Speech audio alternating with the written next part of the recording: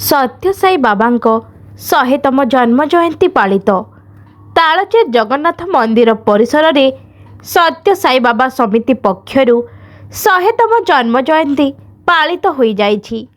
एही परिप्रेक्षी रे सत्यसाई सेवा समिति तालचेर पक्षरु बाबांक जन्मदिन को विभिन्न ढंगरे पालन करिथिले। प्रातः समयरु ओमकारम सुप्रभात ओ बाबा सत्यसाई पालिंकी शोभायात्रा मंदिररु बाहरी नगर संकीर्तन करा जाई सहर परिक्रमा करा जाइथिला।